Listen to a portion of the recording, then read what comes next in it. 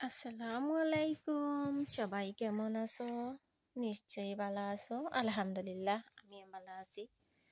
আমি শামীমা ফ্রান্স থেকে নতুন একটা রান্না নিয়ে চলে এলাম।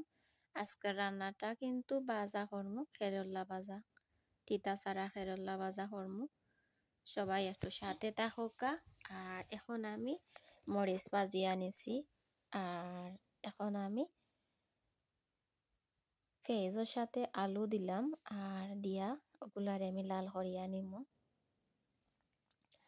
সবাই তো খেরোলা ভাজা করে খান, আর আমার হাতের খেরোলা ভাজা আলাদাভাবে কিন্তু আমি তিতা ছাড়া খেরোলা রান্না করি।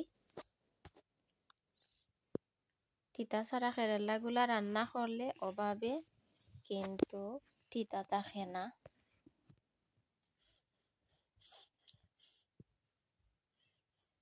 আর খেরেলাগুলা কিন্তু আস্ত আস্ত থাকে। দেখো কিন্তু আমি প্লেটের মাঝে তৈছি আস্তে আস্তে। ওগুলারে আমি বাজিয়া নিমু বালা করি, আর তিতার কোনো বংশও থাকতো নাই। তিতা ছাড়া খেরেলা আমার হাতের রান্না। প্লিজ ভিডিওটা স্কিপ করবা না, মনোযোগ সহকারে দেখবা। তিতা ছাড়া খেরেলা রান্না কিলা করি ওগুলাটা রেসিপি শিখতে পারবা।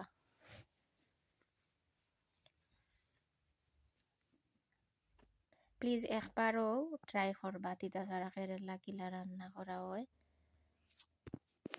আমি কিন্তু আলাদাভাবে রান্না করি তিতা ছাড়া খেরেলা। সাথে একটু আলু দিলে বিরান করিয়া বালা করি, তে অনেকটা লোভনীয়, অনেকটা সুস্বাদু হয়। যাই হোক, আমি ঘরোয়াভাবে রান্না করি, আর আমার হাতের রান্না যে একবার খাইবা কিন্তু বারবার চাইবা খাইতা আমার হাতের রান্না। আর খেরেলা ভাজি তো আর অনেকটা লোভনীয় হয়, অনেকটা সুস্বাদু হয়, কিন্তু যে একবার খাইবা সে বারবার হইবা আমার হাতের রান্না খাইতা।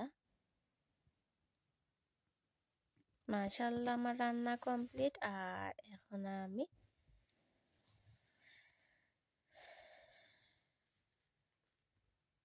বালা করি সেজ করিয়া তৈলাম।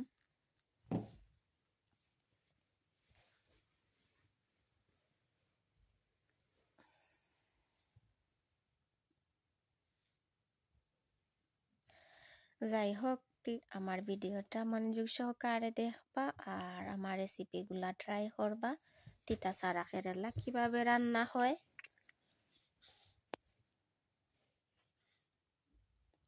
সাথে থাকুকা দর্শক বন্ধু, আমার ভিডিওটা দেখা কন্টিনিউ করবা ইনশাল্লাহ। এখন আমি যে বাজা মরিচগুলা আছে না, ওগুলা আমি উপরে তৈলাম।